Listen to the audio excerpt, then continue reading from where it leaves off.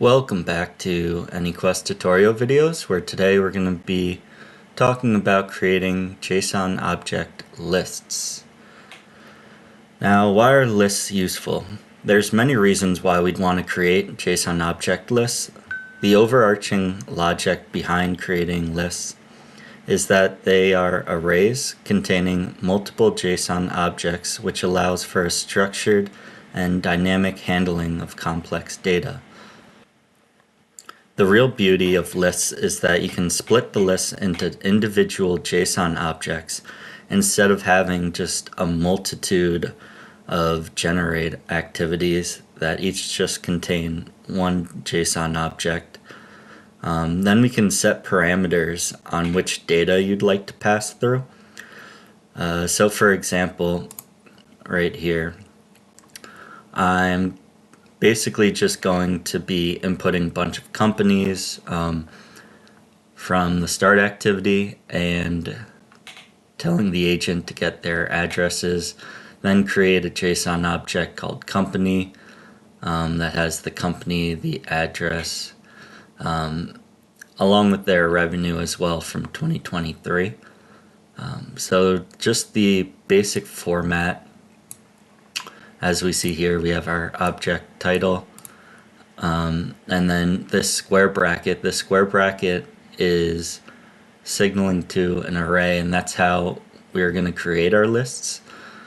So then we have the company name, address, and revenue, and then it's going to generate a list for, or generate this information for each company.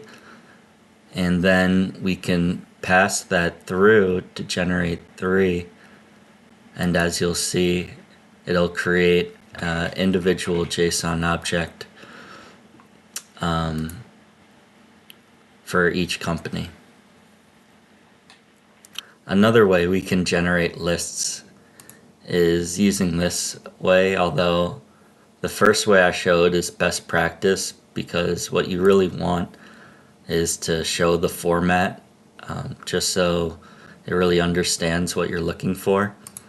But this will work as well, just not recommended, where you just list out the keys and the values and let the agent go to work and create it for you, just with a simple prompt telling it to create a JSON object list containing information about the companies. Each company should have the following fields. Simple enough, right? And this will just return the company name and all of the information about its address. So we could run this and see what those two look like. So I'll paste in a bunch of company names got here.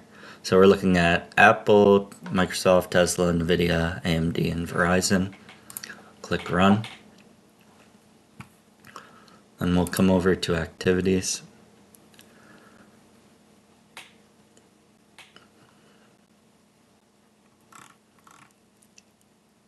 Alright. So we'll come down to generate 2. That was our first example.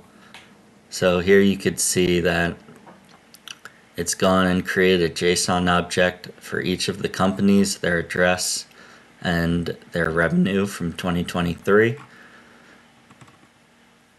For generate 5, which was our second example, did the same exact thing.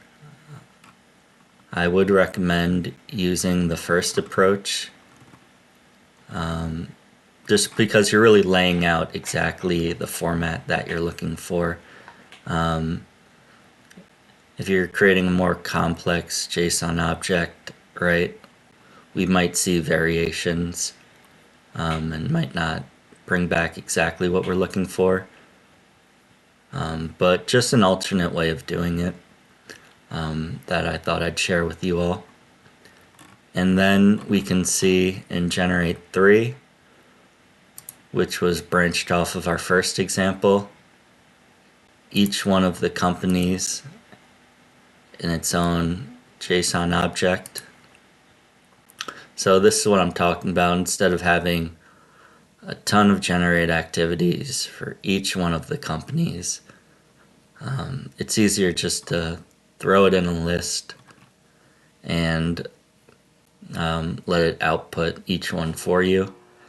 Because then what we could go and do is go into the mapping, and we'll go into this more in detail, but just for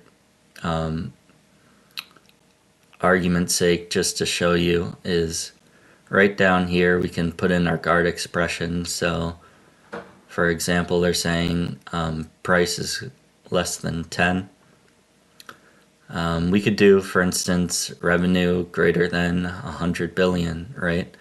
And that'll just bring through those companies that had their revenue greater than $100 billion.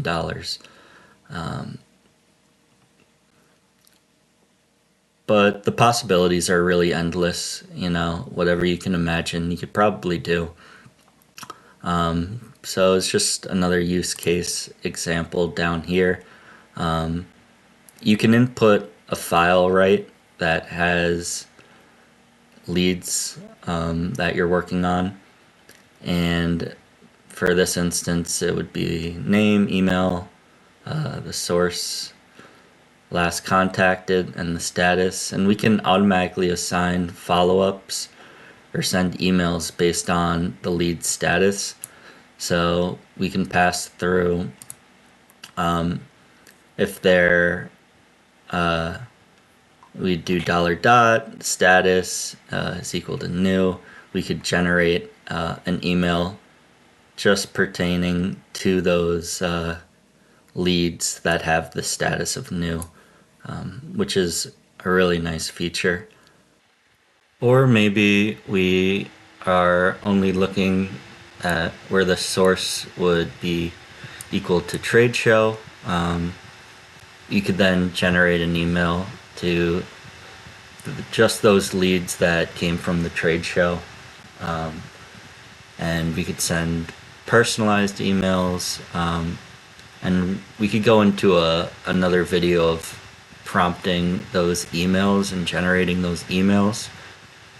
There's really a lot you can do once you generate the list.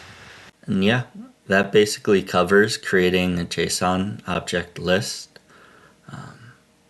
Hope you enjoyed this video, and I'll see you in the next one.